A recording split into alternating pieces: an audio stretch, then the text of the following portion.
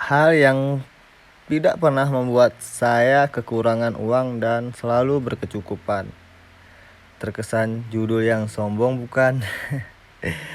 Di sini saya hanya ingin menyampaikan sedikit pengalaman saya kenapa hal tersebut bisa terjadi tanpa niatan ingin menyombongkan diri. Maaf teman-teman.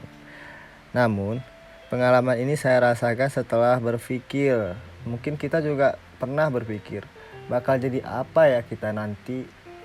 Kita harus belajar gigih nih, dan giat nih, biar suatu saat kita hidup layak atau berkecukupan.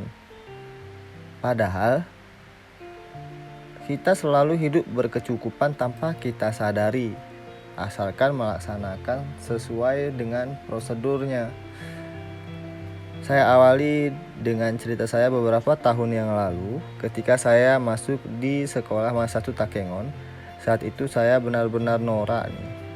Kenapa saya katakan norak? Bahkan ketika saya menaiki becak pun saya takut, karena saya dibesarkan di daerah yang terpencil yang masih sangat kental akan perdesaannya. Langsung ke cerita intinya. Di suatu ketika saya berpikiran untuk membuat suatu usaha dengan teman saya. Beliau bernama Joko Priantoro. Beliau juga merupakan mantan ketua OSIS salah satu sekolah besar, yaitu SMK Negeri 1 Takengon waktu itu. Kami beda sekolah namun satu kos.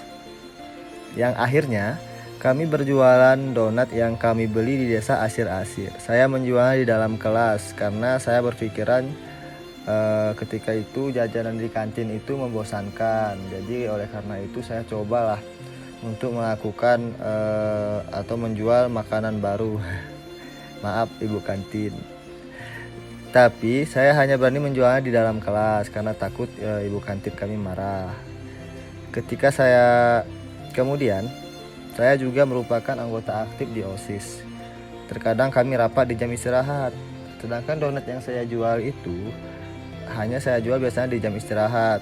Namun ternyata teman-teman saya ketika saya rapat membantu saya menjual donat tersebut. Bahkan uang yang seharusnya tidak sampai segitu, lebih lagi dari apa yang seharusnya didapat. Sejak itu saya percaya bahwa teman yang baik itu adalah rezeki.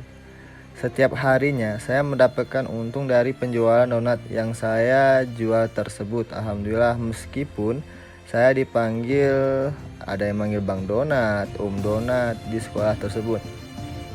Oke baik teman-teman, nanti kita lanjut ke part 2 ya, ketika saya membuka usaha di waktu kuliah. Terima kasih. Assalamualaikum warahmatullahi wabarakatuh.